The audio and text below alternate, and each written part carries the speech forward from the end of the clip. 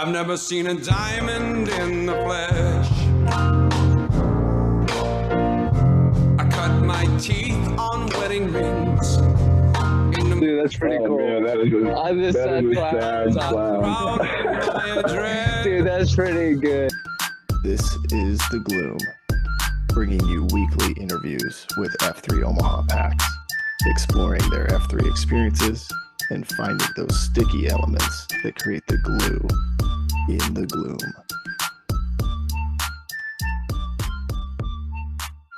Shout out to our sponsors.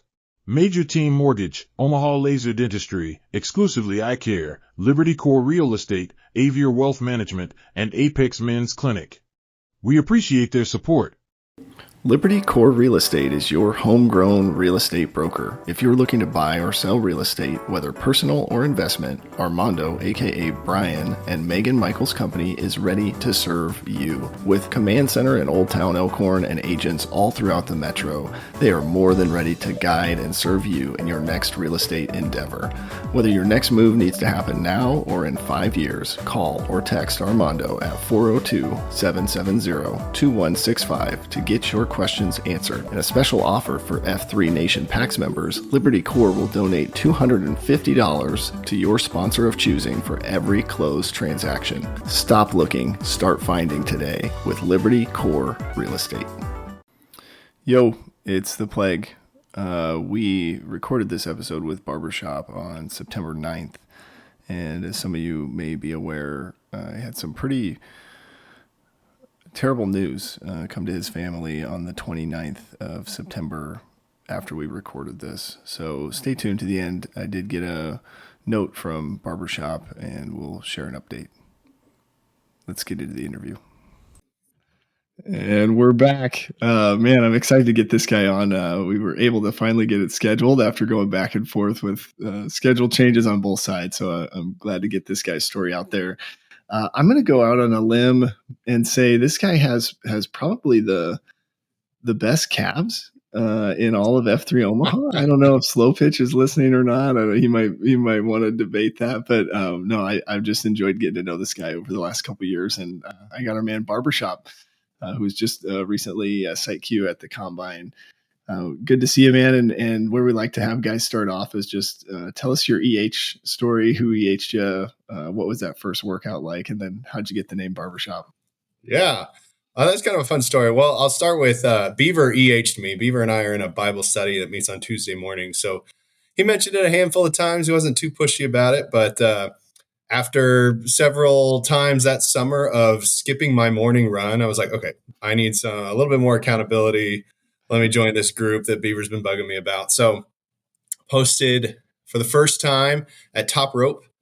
Hard Hat was on the queue. It was his 3-year anniversary. So that means Hard Hat and I have the same anniversary, August 25th. And so workout was good. He was honoring, I can't remember the guy's name.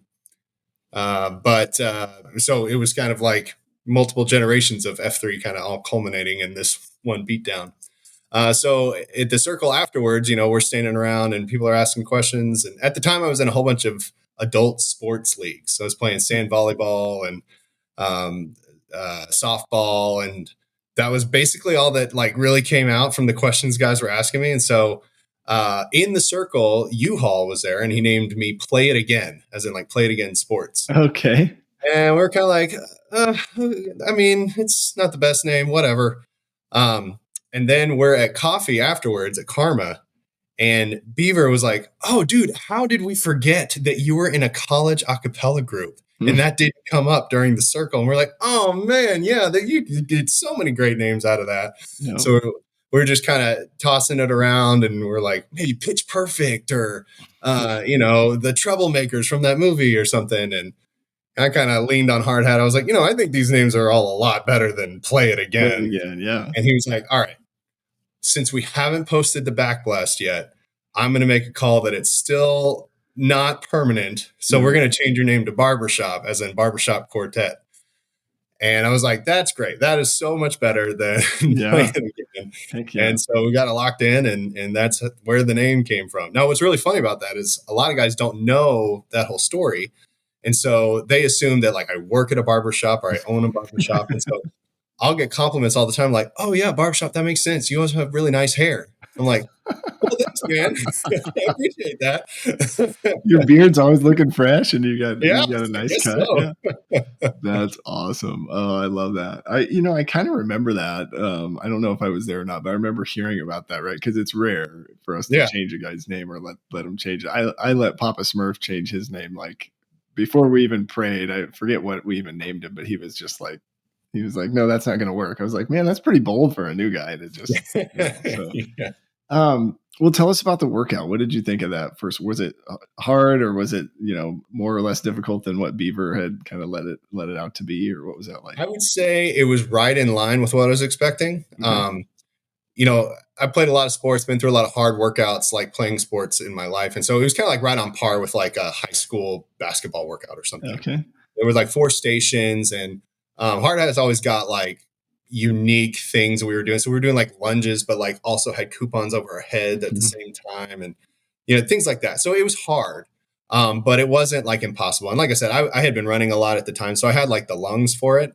I just hadn't squatted a lot recently or something. So I was sore in unique ways that I hadn't been in a while. But overall, I was like, yeah, this is what I'm looking for. This level of difficulty, the length of the workout. I think, because the first F is what gets a lot of guys out in the gloom first place. Sure. And that to me was like perfect. It was exactly what I was looking for. So yeah, that's awesome. Hard, but not too hard.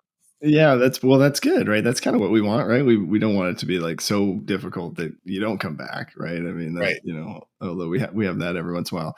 I'm curious, give us a little bit of your backstory. Like, where'd you grow up, and talk us through like high school sports? It sounds like you maybe played, I don't know, basketball, football, whatever, but talk us through that. Like, it sounds like you've been involved in some sort of physical activity, right? Yeah. So I grew up in Texas, in the Dallas-Fort Worth area, a city called Arlington. It's right between Dallas and Fort Worth. It's where all the major sports teams play. I'd like to point out that's where the Rangers play. It's where the Cowboys play. And so I grew up like 15 minutes away from those teams. So growing up, my family was a basketball family. I played basketball from age 4 to high school. And then I also played tennis in high school. So a lot of like big time cardio sports. Like you got to have a lot of lungs and a lot of legs to play those at a high level.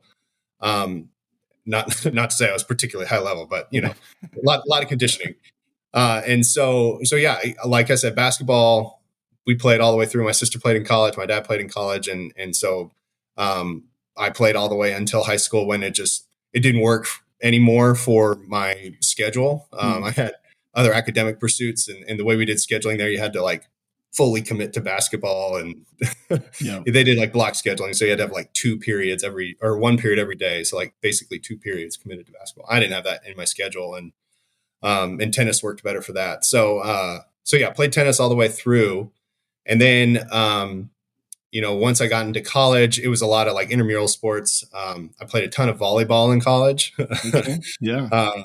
And then tennis and basketball. And then once you get out of college, it's hard to find adult leagues that play at the right level. Either it's like super rec and like it's just like having fun with your buddies, or it's like way too intense for these like washed up guys who could have made it pro if it weren't for that one knee injury or something, and then you throw kids in the mix, and it's hard to continue to play sports, like, oh, I can't make Tuesday nights anymore. Oh, and now I can't make Thursday nights, and now I can't make Wednesday nights because I got to be at all these youth practices. And so that's actually when I started running a lot, is because, okay, this is a solo activity, good for, cardio, good for fitness. I can do it whenever I want to. And so that worked for a while, until I was like, okay, I need some connection to continue this, and some accountability, and in comes F3. That's awesome. I wonder, so growing up, my dad played tennis, and he had huge calves. I'm sort of making a connection here. No, I don't know. Do people give you a hard time about your calves? I mean, they're beautiful. I mean, I don't know. I noticed that when I'm running. It's all in good fun. It all comes from a place of jealousy, I must imagine. Yeah, that's right. I will say, I think, I don't know if this is really true, but I've always heard that like a big part of how big your calves is genetic. Oh, Like, okay. so I've had big calves since I was like 6. Okay. Or in 6th grade. Like, they've always been big. I've always gotten comments on them. I'm like, I haven't really been training these, Just blessed. You don't Just do a lot alive, of here they calf are. raises at night. Yeah. That's awesome.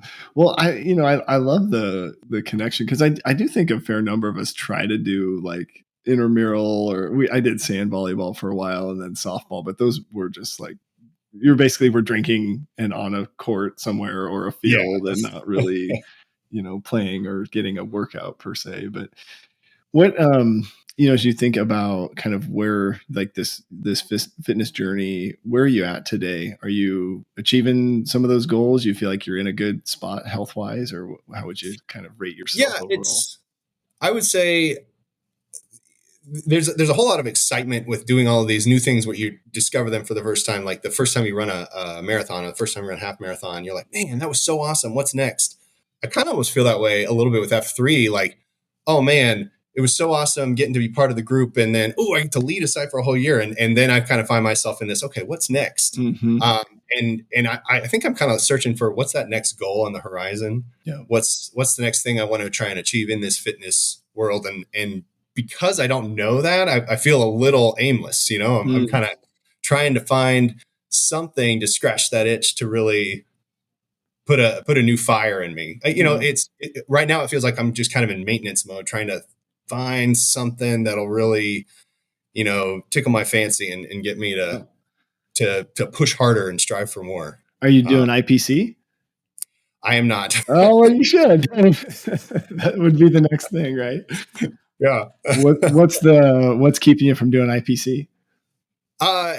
Well, not really great reasons, other than like I kind of forgot about it. Oh yeah. Well, yeah. Never too late. It's only week 1. Yeah. No, I could certainly hop in. I think I saw this is Monday of week 1, so there's going to be somewhere posting this week, right? Yeah, you should try it. I will say IPC, it's nice, right? Once a year, you just go sort of balls to the wall and like really push yourself. Like, how fast can I do certain things? But you have to also be reasonable and remember how old we are now and not get injured, right? It's sort of like it's a good balance there. But well, no, I love that. And I think, in terms of leadership, and we'll get into this later, but we're constantly trying to find ways to take guys who are a site Q and then find another spot, right? Because you obviously have a ton of value to the group. So we can chat through that here as we get further on. But curious, what kind of along this journey, what brought you to Omaha from, like, I guess, where'd you go to college, and then what landed you here? Yeah. Went to school at Texas A&M. Okay. That's where I met my wife, and she is a doctor. So she did medical school in Fort Worth. That's 4 years. So when I graduated, I worked in Fort Worth for 3 years because she was 1 year ahead of me. And then she did her residency here at Children's Hospital. Cool. And so we moved here. I work for the Army Corps of Engineers. They had an office in Fort Worth, and they have an office here. And so it was like a super easy transition for my career to just be like, oh, well, yeah, I don't have to find a new job. I'll just, transfer offices if my bosses were totally cool with that. So yeah, it worked out really good. We moved here in 2014. So she wrapped up her residency in 2017, and we didn't think we were sticking around. We thought this is going to be 3 years and out. I'm from Texas. She's from New Mexico. Especially me, I was like, I don't think I can do winters, with snow on the ground and all this. And so we really thought it would be 3 years and out. But Omaha is a great place to raise a family. I've tried to describe it to a lot of people back home, but it's like everything in Omaha is kind of like geared towards a family. Mm-hmm. You got your downtown entertainment that has like slides for the kids. Like right. what downtowns have slides for the kids? Right. That's certainly not as common. And so, like the whole city is like built and developed with being a good place to raise a family. And so we were like, well, she didn't want to move to my hometown simply because I didn't want to move to her hometown. I feel like I had objective reasons why I thought going to her hometown was a bad idea. And she was like, well, if that's the case, then we're not going back to your hometown. So we're like, okay, well, if we're not moving back to Texas, we're not moving to New Mexico, oh, it was a great place to be. Let's just stay here. Yeah, that's awesome. Well, and so the Army Corps of Engineers, is that how your connection to Beaver? Because he works there Right. too, right? Okay. Yeah. Gotcha. We used to sit like, I don't know, 100 feet from each other, probably. Yeah. We both like moved on to different positions, but yeah, that's how we got to know each other. Okay. And whatever he does, he has to go to Panama a couple times a Right. year or whatever, right? So you got the better end of that deal. No, well, curious because you mentioned a little bit in there, as you think about fitness and then fellowship, right? Sort of like how do you build quality male friendships with guys, right, that are in this community that, is like, for you. So I'm guessing you only know the people you work with and whoever your wife knows from work. So I guess talk me through that. Were you doing the men's Bible study with Beaver before F3 and maybe had some friends there, or how did you go about building some of those relationships? Well, yeah. So Beaver and I, we go to Brookside Church. And so we had been in a Bible study for, I guess that Bible study had started, it was before COVID. So it must have been 2019 or so, maybe 2018. I can't even remember at this point. But so, yeah, we were meeting every Tuesday morning. And so, yeah, so that's always like kind of a hard thing to figure out, is how to form new, meaningful friendships when you're an adult. Because so much of friendship is like built on having a common experience. And so you got to go through things together. Bible study helps that a little bit. We get together and we talk about hard things, but again, we are still just kind of sitting around talking about things. We're not really doing things together. I think like F3 has that secret sauce of like, well, let's just make up a hard thing and do it together. Right. Yeah. And so that now we have these like, war stories, quote unquote, of like, oh man, remember when we did that crazy beatdown when it was a blizzard and 50, 20 below zero and 30 mile an hour wind. Yeah, that was crazy, man. It's so awesome. Yeah. Like, I think for men in particular, that kind of shoulder to shoulder, not necessarily face to face, but shoulder to shoulder, accomplishing something together is like foundational to like a meaningful relationship. And yeah, F3 is whether I'm sure it's intentional that they built it that way, so that to form these meaningful relationships requires that element to it. Yeah, for sure. Well, and I think they talk about that a little bit in Free to Lead, right? Of like, getting out there doing something, right? And if it's something challenging and you feel like you kind of overcame, I love the example of the winter, or like the winter or the rain, like the beatdowns with bad weather. Those are always the ones where you're like, man, remember that time, well, talk us through, so as you're thinking about F3 and the relationships there, like what were some of the things you did that sort of were effective in building friendships? Was it coffee or being, extroverted and talkative at beatdowns? What was kind of your approach to that? Yeah, it was certainly coffees, and then also pre-runs, I think were a big factor for me. Not only because like you're running next to maybe one or two other guys, but it takes a certain level of intentionality to be like, not only am I going to be there at 5:30, I'm going to be there at 5:00. And I want you specifically to come with me. Like Scuba and I, when we both first started, we kind of found ourselves at the same site slot. And I was like, hey, why don't we pre-run tomorrow? And he was like, yeah, okay. And then all of a sudden we're like pre-running together, 3 or 4 times a week. And you get to know somebody a lot better when you're grinding out a run with them for 30 minutes, just the two of you. So yeah, that kind of extra element, it kind of brings together like I've always been running races for the past several years. So bringing that element of like, this is something that I know is really effective for me personally on a fitness level, but also like I'm going to bring somebody else into it to help us like both push each other to do more. It's like we're helping each other reach each other's goals. Personally and like within the group. So yeah, it's like this synergy of doing something that's meaningful to me personally, getting in better shape, exercising, getting that run in, but then also having somebody come with me to do it. Yeah.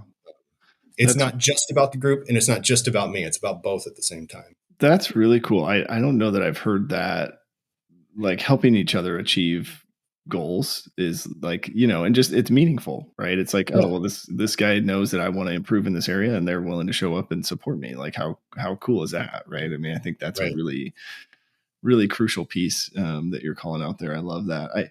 Curious as you think about some of the other stuff, and I want to let you answer, but I have a guess here. But some of the other second F events, have you been able to do many of those? Like there's some happy hours or trivia nights or lunches, that sort of things that fit in your schedule. I've been to a couple of the First Friday lunches, and those are tons of fun.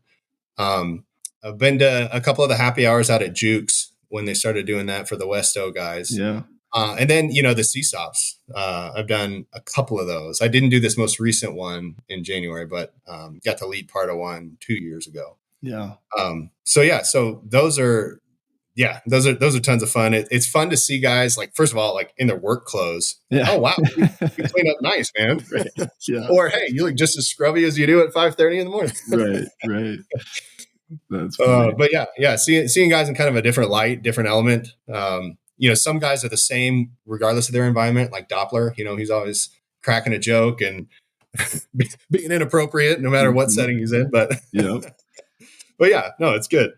What do you think about like the CSOPs? What's different about that maybe makes that connection a little bit stronger? Just it's like a bigger event kind of thing, you think? Or yeah, first of all, F3's gotten so big that like there's guys I've only ever seen on an Amorama, that I see for the first time at a CSOP. I'm like, oh, hey, yeah, I know you post down at Bell Tower or whatever it's called. Yeah, right. I've never been there. It's 45 minutes away from my house, so yeah.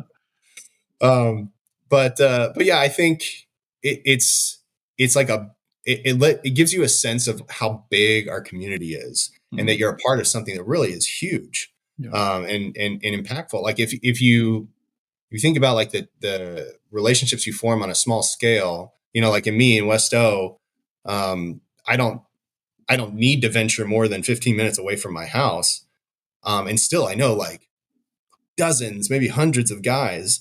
And then you get to a CSOP and you just visually see like, whoa, there's like a whole football stadium's worth of people here, and they're all having the same kind of experience I am. Right.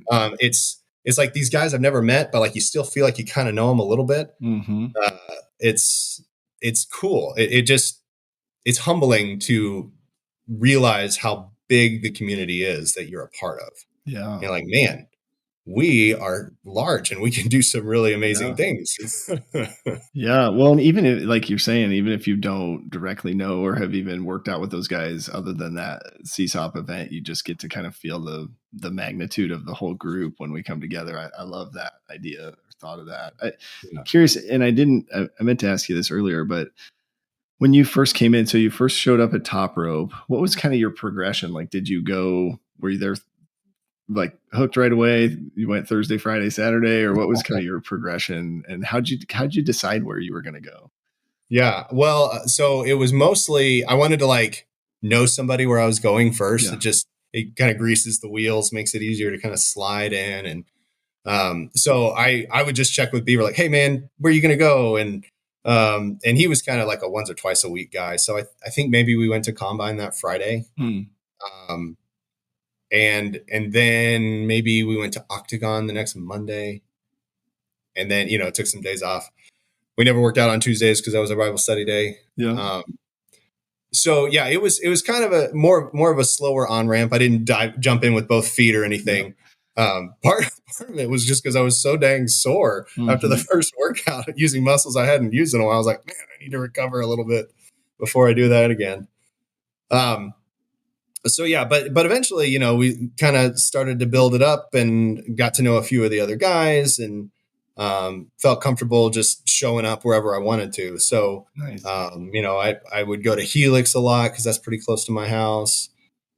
Started venturing out to the Maze because that was kind of the closest Thursday site. I guess the Berm is closer, but the Berm has an early start too. So regardless, I have to leave my house at 5 a.m. to get to either one. Right. Oh, that's awesome. Yeah. What, as you think about that, were there other guys you ran into that you knew, or not really? Well, so Sister Act is the worship leader at our church. And so, I think they had just launched Main Stage, maybe like that same summer when I started. So I ventured down there a few times to say hi to him. And, but yeah, most of the guys I've met in F3, I didn't know before F3. Wow. I would say nowadays I'm meeting guys outside and like they start talking to me about F3 and I'm like, oh yeah, F3. Yeah, I do that. Yeah, I know that. I know F3. They're trying to It's EH you when almost you're going the opposite direction. Like I feel like F3 is it's like a 50-50 shot if I'm talking to a guy if he's posting an F3 somewhere. Yeah, or he's heard of it, right? And he's just been a hard no to Right. whoever's trying to get him out. Yeah, for sure. Yeah, I always love that you run into somebody at the grocery store and I'm trying to be better at knowing people's real names, but it never fails, right? I'm like, oh, that's actually hindsight, and then you're like, what's his real name? And I have to ask him, but I think we all give each other grace there. Talk me through. So the other question for you, especially because of your leadership at Combine, what do you think in terms of like QSource, right? It's kind of like, it's like that coffee plus kind of thing. There's a little bit of second F and maybe connects us to the third F, but what do you think it is that makes that an effective way to get to know guys? Yeah, well, I mean, if nothing else, it's a good conversation starter to talk about deeper things. Mm-hmm. Some of the QSource topics are hard to stretch into more than like a 10 to 15 minute discussion. Mm-hmm. Whereas other ones, it's like, oh shoot, guys, it's 7:15. I got to get out of here. We've been talking for an hour, but I got to get to work, and let's table this and come back and visit it again later. Yeah. But yeah, just the kind of, hey, today we're talking about our relationship with our wives. How you doing with that? Yeah, right. And it just like can of worms opens it up, and it's good to hear like other perspectives, other prioritizations, other approaches to parenting or whatever the situation is that day. And yet, like, a lot of people, when it comes to QSource, they're really informed by their faith and how they approach certain things. But that's not like the unanimous perspective. And so, yeah, it's just, it forces deeper, more meaningful digging into hard topics. Mm-hmm. Yeah. So, yeah. I love it. I've always loved QSource just because it's like you said, a little more specific topics, right, than just the standard, whatever, how was the football game or whatever, guys talk about. And so then you get a little bit deeper on some topics that really require you to share how you process life, right? It's more than just how do you prefer to do push-ups, right? It's like, let's take it to the next level, which I love. And I think you did a great job leading at Combine, because I think it takes a special person to kind of be able to unpack some of those. Like you mentioned, some of those concepts, there's a ton of jargon, and Dredd makes up some of his own words that you're like, I'm not sure what like what's a lizard and a bullfrog and all that stuff. But Right. The other piece on second F would be curious if you have you ventured into like a shield lock or any of that sort of thing. Has that been something that you found helpful, or where you at with that? Yeah. So I've actually been part of 2 shield locks. The first kind of never really got off the ground. We didn't really know what we wanted to do with the shield lock. So we never like met intentionally as a shield lock, except for like maybe one time. The rest was like, hey, where are you guys posting? Let's meet up there. And then the second one, we started off pretty strong, but just life just got in the way. It just seemed like we could never all get together in the same spot at the same time. There would always be like at least 1 or 2 guys missing, and then it just never could get that ball rolling downhill. So been part of 2 shield locks, currently part of none. Okay. Yeah, that's okay. I totally get it. I mean, that's one of those things too that I think is just like, as guys, I know I'm not very good at like initiating that, right? It's like, well, let's make this formal, or I don't know. So I think we're all sort of experimenting with how do we engage in that sort of another layer of accountability, right? With some other guys, which you probably have that in your Bible study setting too, right? It's kind of these mini and like on that, it's such like an addictive thing to have people you can be really vulnerable with, and like know that they're not going to judge you for it, that they like totally have your best interests at heart. And it's like super intimidating to get to that point. But once you're there, it's so like addicting. And so, even though like I don't have a track record of success here, I would encourage anybody listening to like really try and lean in and find something like that. So be it a Bible study or a shield lock or something less formal. I don't know, a mentorship kind of agreement. But Yeah. To live life unexamined is kind of a dangerous way to be. Yeah. To have someone who can, an objective third party who can speak into your life and speak truth and speak just to say the hard things out loud so that someone else is saying it to you is a very valuable and important thing. Yeah. And it goes against like everything that society tells us as men we should be. We should be strong. We should be dependable. We should be impenetrable and never vulnerable. And we all know that that's BS. Like nobody can be that way all the time. Right. We all know that. Let's all just admit it and lean into that, Yeah. But it's a scary thing to do. Yeah, man, I love that. That's gold right there. Just make sure you're living an examined life, right? Get somebody else that you trust that can sort of give you that real direct feedback. I love that. I'm curious too, and since you're familiar with the Concentrica, I would be curious, like, how's your relationship with like your M and your 2.0s since being involved in F3? Is it different or the same, and would also love to just like, what do they think of this kind of crazy adult recess thing that you do? Yeah. I would say like being fully honest, my wife, our relationship hasn't really changed much. I feel like I was always a pretty like attentive, patient, supportive husband before. But I would say F3 gave me like a new well of reserves to draw on in terms of that patience and that, I can't think of the word, but like I will always be available to do whatever I need to do, because she has kind of a crazy career, and sometimes it like falls on me, like, hey, I have to get all 4 kids to school and pick them up from school and put them all to bed tonight and all of that, and that wears you out. Yeah. But I think F3, despite the fact that I'm actually waking up earlier and expending more energy, I have like this new reserve of energy to draw from when it comes to pouring into my kids and my wife. My kids think F3 is awesome. Yeah. I brought the oldest 3 to a couple of the 2.0 workouts. And my oldest is always like, hey, Dad, when's the next one I can come to? And, he's probably old enough. He could just start coming all the time. Yeah, for sure. But yeah, they think it's awesome, and they look forward to every time we can do a 2.0 beat down. And because you guys have 4 kids, right? Yep, 4 kids. So what are their ages? 10, 7, 4, and 2. Oh yeah. Okay. Well, the 10-year-old, I mean, he's, yeah. What's your take on, does it make you nervous to get him around sort of the guys at 10 years old, or you feel like it's a good exposure? I think it's fantastic exposure, especially for young men, like to see a community of men who are like bettering themselves, lifting each other up, always picking up the 6. Like, oh, what a great environment to be in. Like, if there's any like, this is what I want your life to look like, it's this. I want you to be part of a community that supports each other, that encourages each other, that drives you to do better, to hold you to certain standards, but also like never get down on you if you don't meet those standards. Like, it's so ideal. And it, like, from that perspective that, if there's some cuss words, hey, that's real life. Yeah. Right. Yeah.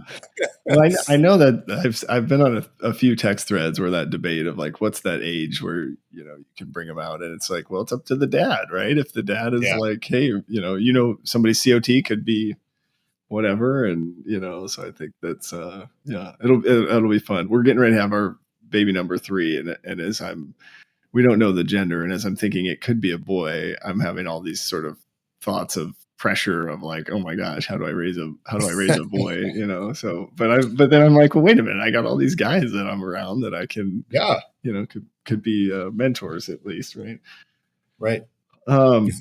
The other piece I want to get your thoughts, because you've mentioned it a couple times about just being in this Bible study, and so would love to hear what's your faith journey been like, just maybe even if you go back to kind of growing up in Arlington and what that was like. Oh yeah, sure. We grew up in a great Christian household. My parents were very very devout and very intentional about bringing us into communities of other believers just to reinforce and show that, like, oftentimes Christians are portrayed as like dorks or like losers or whatever, but like, hey, we're pretty cool people too. Yeah, for sure. So I went to like a private Christian school for elementary, and then went to public high school. Had a great community of people around me, that, all of my friends and all of my friends' parents and everybody was kind of speaking the same language and just encouraging and holding us accountable to the same lessons we were getting taught at home. And so we try to seek the same kind of thing for our kids. Granted, they don't go to a private Christian school, but like try to foster good community of believers around them as well. So that's always been an important thing in our household. Like I said, we go to Brookside Church. We've been going there for, I don't know, a long time. Do you guys go to the main campus, or you go to the one out here in Elkhorn? We go to the main campus. Okay. Yeah. I think we actually are closer to the Elkhorn one, but we just never stopped going to the main campus even when they got the new one. Yep. I love it. So we try to, read the Bible with our kids frequently. Christmas time, we have several traditions around Advent and like speaking about what this really means for our faith and why do we really celebrate Christmas, and Easter is big, and what does this whole thing mean, and why do we do all the things that we do? And it's F3 is not Christian, but I think a lot of the ideas that F3 puts forward are at least Christian adjacent. Like sure. It's the whole concept of like the third F, being part of something bigger than yourself, serving your community. It's like, why is that an important idea? Well, I mean, it's all over the Bible about how we're supposed to die to ourselves and how we're supposed to serve those around us selflessly, being a servant leader. So many concepts, like treating your wife with love and respect and being gentle and being caring and all these things. They go together, not explicitly like because Jesus told us to or something, right. But like all those ideas are very, very close to each other. So that's why I think F3 is so successful and is such a positive environment that I would want to bring my kids around us. Even though we don't say the name of Jesus out loud, these ideas are still very important to who we want to be as a family and who I want my kids to grow up to be like. I still feel good about them being there. Yeah. Well, I was just talking to somebody this morning on a pre-run about, so the original QSource, they came out with these like PowerPoint slides back in 2018. And originally each Q point had a Bible verse that was associated with it. And on the podcast, Dredd was they were giving him some flack about, I thought we were open to all men kind of thing. And his response was really just the Bible is the oldest leadership book that we have. So that was sort of his take. And then, if you fast forward to now, they've removed those verses. So most guys don't really know that. But I think to your point, it's using that as a foundation, but still being open to guys that, aren't, haven't decided that Jesus is their savior or that that's who they're following. Right. Something that I want to ask you about, because I don't hear this in your story, but I hear it pretty much 9 times out of 10 is sort of grew up in a Christian home, went to college, drifted away, and then sort of made my way back to some belief system as I started to grow my family. Sure. You went to Texas A&M, right? So surely there was a lot of shenanigans going on there. But is that part of your story that you're leaving out, or were you able to? No. If anything, college is where my faith really became real. I would say like through high school, I almost would probably say I viewed the Bible as like a rule book. Of like, follow these rules and you'll have a good life. You'll live, you'll have a good marriage. You'll have a whatever.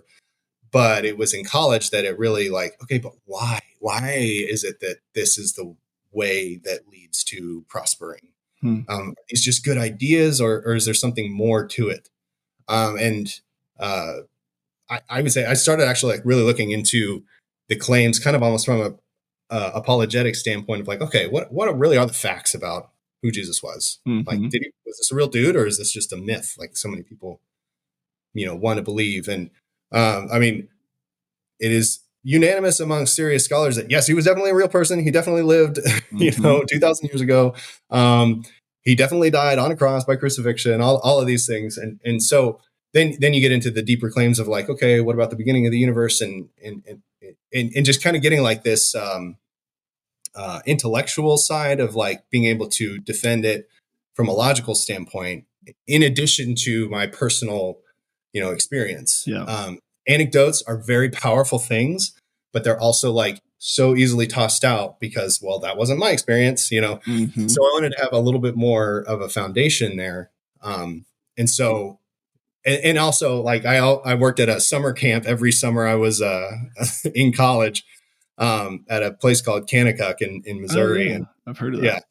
yeah, that place was great. And again, it was like being part of a community that was all just centered around the same thing. And so, yeah, just that's where it really became real and really gave more reason to why I chose to follow the faith and be a follower of Jesus. So that's super cool. So you still had this period of searching, and I think that's where, yeah. like for me, like perfect world, and this totally reminds me of our conversation at QSource with and I believe you were there and Scuba was there, right? So you've got like two engineers, like, Oh yeah. and we're just getting into this deep conversation about faith and how do you know if you haven't seen and all of this stuff. And I recently interviewed Scuba, and like it's so helpful to have all these different guys bringing up their different perspectives, because it's in that searching, right? Like you can't have faith unless you have doubt, right? So like I think you I don't know, it's just really cool to like hear everybody's perspectives and collectively helping each other search and sort of validate what we believe in. It's amazing. I would be curious, like as you look at F3 and you have this really strong faith, I mean, where do you see opportunities, or do you think it's okay the way it is in terms of like, the way we define faith and then the way we kind of help support guys as they're willing to explore what they believe? Or I don't know if that question even makes sense, but just kind of curious your thoughts there. Yeah. I mean, I also know that there can be like a negative stereotype of like Jesus dudes lifting weights that can be kind of, if you're not a follower of Jesus, like, I don't really want to touch that, like, yeah. And I don't think I'd be the first person to say that either. So I think that if you really believe what the Bible says about like where we come from and how God created the world, and then these things that we all, I think, accept to be true and really believe to be true, that we can't like prove, like what really is the best way to have a good, strong marriage. Like, of course, that's going to be a biblical principle, but also like just going to work itself out in the natural way that life progresses. Yeah. Being a good leader at your business and taking care of your people. Like everybody has a bad boss story and a great boss story. And, oh, hey, by the way, the principles that made this guy a great boss are all in the Bible. Like you ought to expect that what the Bible says to be true is also what we just naturally discover to be true. So I think that the way F3 is set up and allows those opportunities for those discussions to happen naturally through QSource or some other way makes a lot of sense. That like, well, yeah, I didn't have to learn that painful lesson, maybe because like I already believed this way of living to be the right way because I learned it from the Bible. Here, let me explain. Or yeah, wow, I totally blew that.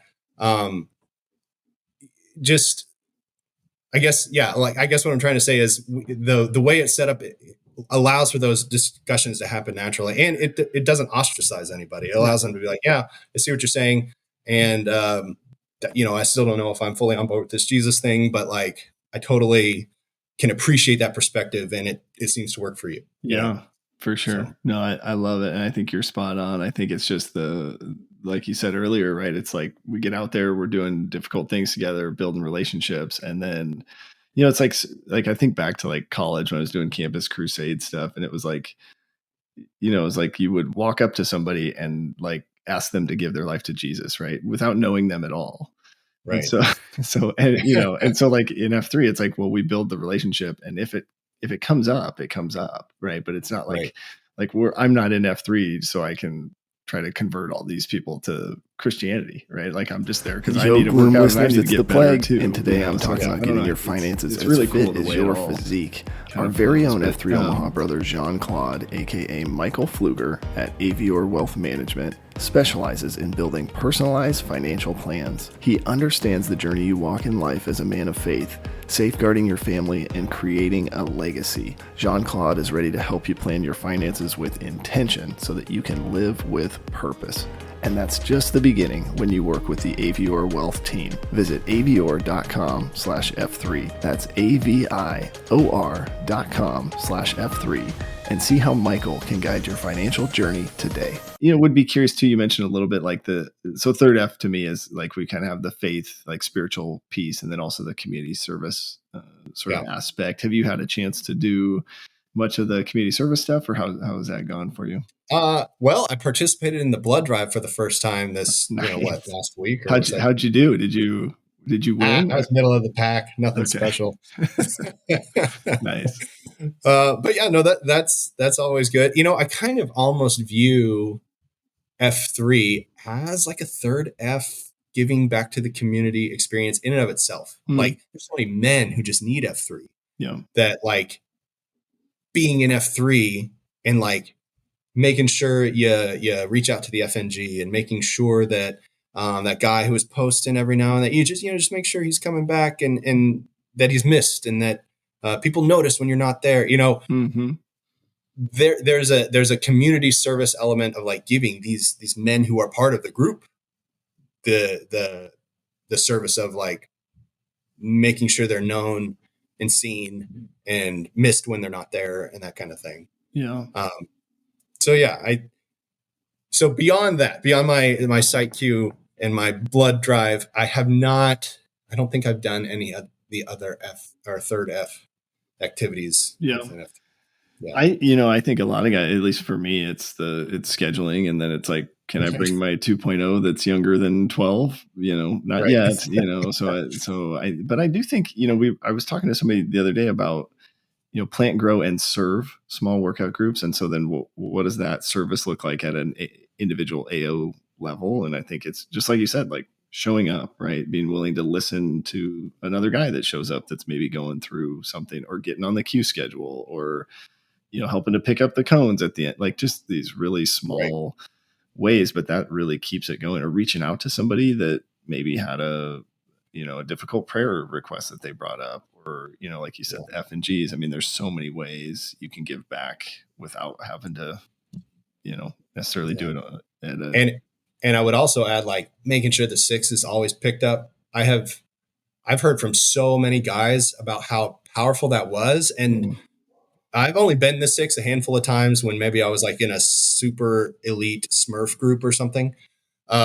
So I don't think it really struck a chord with me how impactful that can be. Like for a new guy who hasn't worked out maybe ever, or like in the past 20 years, and he feels really intimidated by being in this group of really fit dudes, just making sure somebody's with him the whole time. Like I said, multiple times I've heard that being a really powerful thing. So you wonder, there's some guys that you wonder, well, I don't think you have to wonder, that you just know they wouldn't have come back, right? If your very first workout, you're just left behind in the dust, like how discouraging would that be, right? Like, you think of some of these amazing stories. Like I saw a Bullseye the other day, and it's just like, he keeps coming back because he knows we want him around, and as evidenced by, we keep picking him up. So I love that. Well, talk us through, we think about our mission statement, right? So we're trying to invigorate male community leadership. And I do have to say, as I'm thinking about this question, I think you still have probably my all-time favorite VQ pre-blast. I don't know. That should be one. I don't know if it's pinned to your profile or where guys could watch that at, but I think it's worth a watch if they haven't seen it. But talk us through, like, VQ and then leading at Combine. Did those have an impact on your leadership, or how did those things sort of fit into the big? Well, okay. So I think the pre-blast you're talking about was actually for Spike. And it wasn't my VQ. It was, I don't know, maybe like a year in, I did that one. Oompa had just gotten flagged. I thought it was your VQ, but it was not. No, not my VQ. Okay. but yeah, so that I had that idea kicking around in my head for a long time. I actually used to make like those Brady Bunch style multi-track, like recordings because I was in a college acapella group, and I had these delusions of grandeur where I was going to get every guy in my group at the time to like record a track, and we're going to post to YouTube, and we were going to be famous. And granted, like, I think if we had really executed that 14 years ago when I was actually in an acapella group, it would have been something. But anyway, I digress. I had done those a few times in college, and so I really wanted to do that. And at the time, like, the tune I used was kind of like a meme. It was kind of everywhere. And so I think that's one of the reasons it worked really well. Mhm.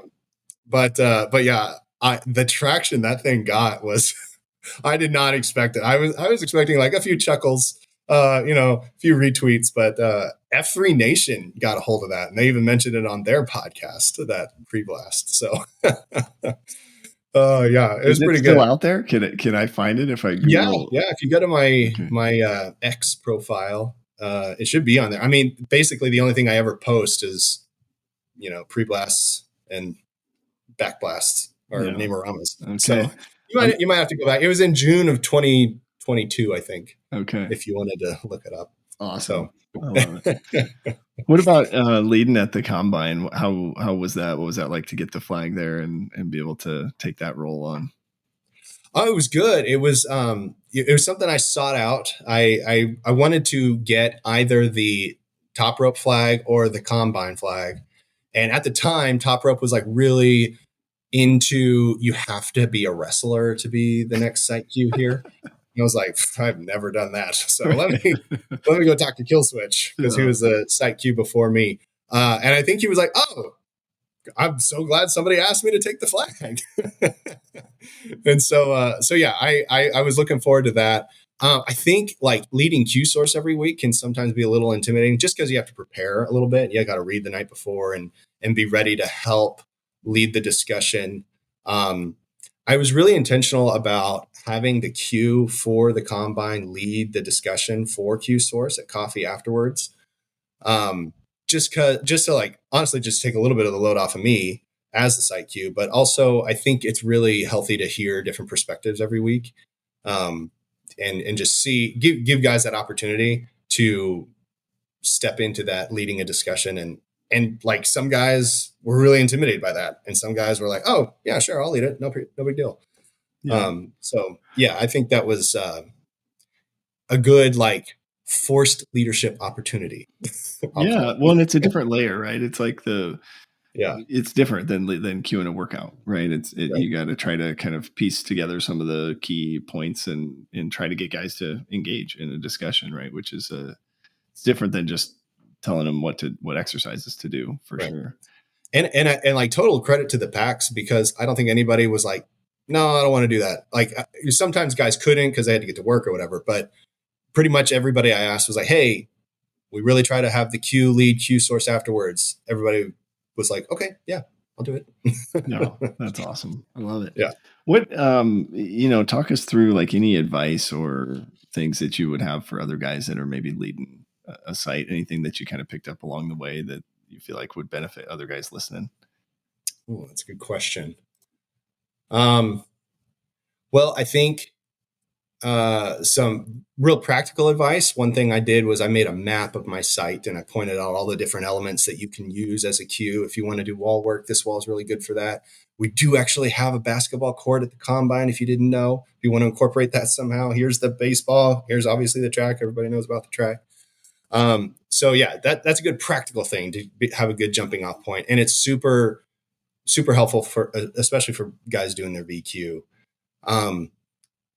I would say if you do get some FNGs that are maybe thinking about doing their VQ, like, sometimes guys need a little extra encouragement or someone to push them and believe in them, that like, yeah, you're totally ready. Oh, you've been doing this for 3 months? Let's get you on the schedule. Hey, here's the open dates. What do you think? And sometimes guys need that little extra bit of encouragement. And so that's good. But yeah, I mean, I think if you view the job of a site Q as you're here to serve this site, you're here to serve the guys at the site. What can I do it's not just about me getting my workout, but how can I make sure that, this guy comes back or this guy comes back or, what's working and what's not. And just being like humble to like pivot if you need to say, hey, or just, I guess, have an awareness of your site that like, this field is really bad. Let's not use this field today or whatever. Just view it as like, I'm serving the guys at the site. I'm serving this site, and being willing to do whatever you need to do to kind of make that smooth and just a positive experience. Yeah. Yeah. And the map of your site is such a great idea, right? Because sometimes like guys are queuing there that haven't even posted there maybe, or I mean, I know there were a few times where I'm like, okay, remind me where this is at that site. So having some sort of map or some way to just, remember, orient yourself to the space, I think is super helpful. Yeah. What about like succession planning? How did that go? Yeah, that was pretty easy actually. Star-Lord has the flag now, and I mean, talk about like an A grade candidate to take over a site. He started F3. I think it was just like last summer, maybe, or I can't remember exactly when, but by the winter, I was like, I need to make sure I get this guy to queue my site because somebody else is going to ask him. Yeah, for sure. So I asked him, I think it was probably like late January, early February, knowing that he lived in the neighborhood and like, this is the closest site to his house. And it made sense also for him, not just for me. Yeah. But yeah, I definitely asked very early to like make sure I got him locked up. And I think, but I do think that's a good idea to have an idea of like who's coming here all the time, first of all. And, do they seem to like thrive in this environment, to thrive in a potential leadership role? I don't think Star-Lord had like anything that he was officially in charge of, but he had started like the year-long Murph challenge at that point that he had Summer Catch, and I don't know who else is doing. He's probably like 200 in at this point. Yeah. Yeah. and yeah, like he was clearly like, he got it in terms of F3. Like he was there for the workouts. He like loved the idea of the community and was like, man, this guy is what you look for in a potential leader. And so yeah, I asked him and he was like, oh, me? Really? I'm so honored. And I was like, dude, I am thrilled that you said yes. Right. Well, anytime you got a SpaceX guy, or Space Force guy, right? Yeah.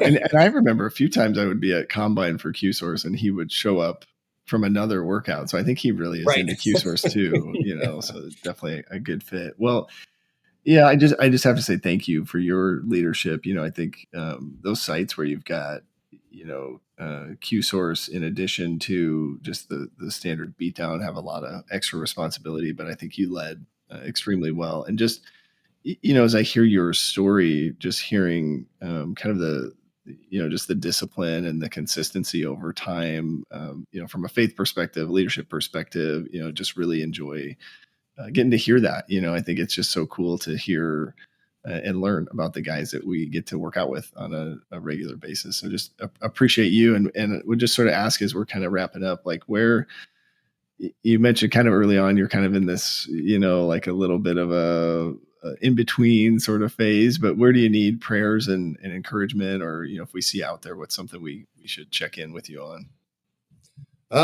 Yeah, I would say if you want to pre-run somewhere and you're looking for a partner, hit me up. Okay. Because I could certainly use the accountability in that department as well. Asking me to come out is super helpful to get me out. Okay.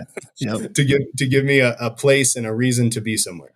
Yeah, we're just in a really busy phase of life. We've got 3 kids that are in sports, and so it's so easy to come up with reasons why I'm too tired to post. Yeah, for sure. So yeah, just as the grind continues, to not feel it grind me down personally. Yeah. Awesome. Yeah. Well, I love it, and I'll hit you up next time I'm pre-running. There's a lot of shovel passes this week, so I'm trying to make it to all of those. And but let's we'll wrap up here in a little Namerama. All right, Lee Hardy, 38, the plague. Plague.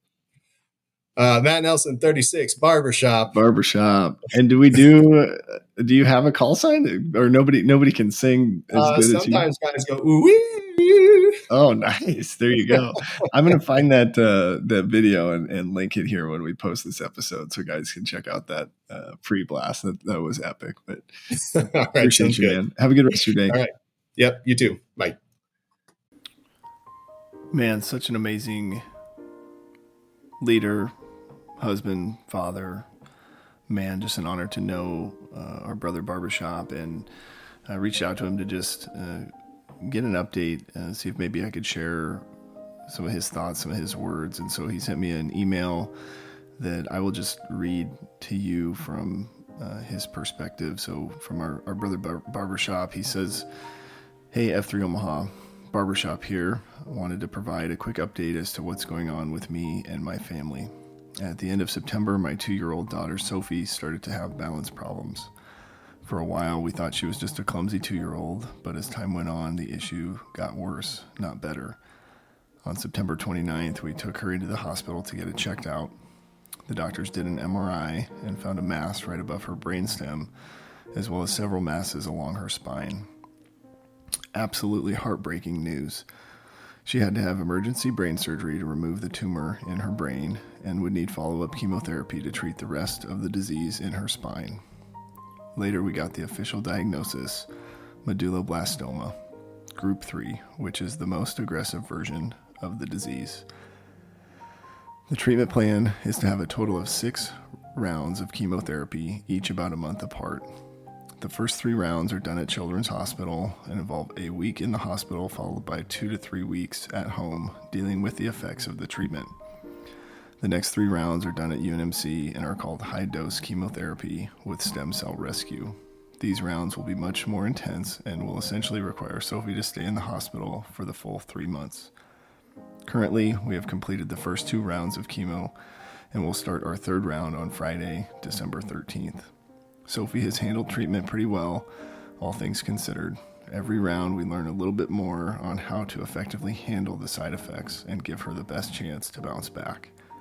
After the first round, we had to be readmitted due to the chemo side effects, but after the second round, we were able to weather the storm and keep her well enough to stay home. Hopefully, we will continue to make strides and figure out how to keep her hydrated, fed, and not nauseous.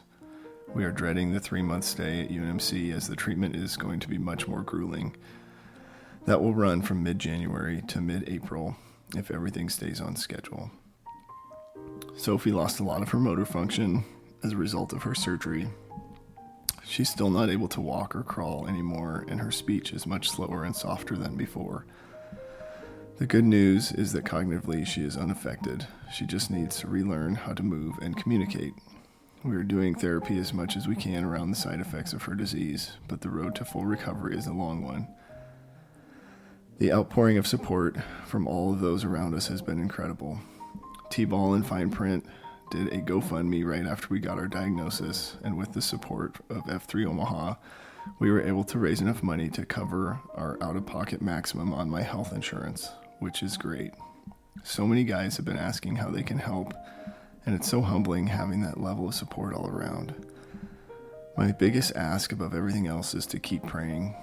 Our God is one of healing and of miracles, and I'm in desperate need of both. From the bottom of my heart, thank you to F3 Omaha for all the ways you have helped and continue to help. I hope to see you all in the gloom real soon. Barbershop.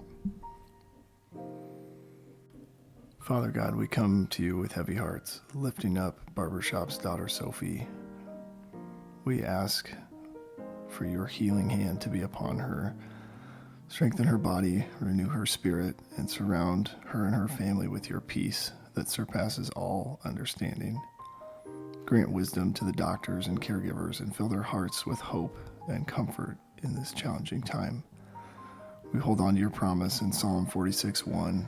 God is our refuge and strength, a very present help in trouble. May they feel your presence, love, and strength every step of this journey. Amen.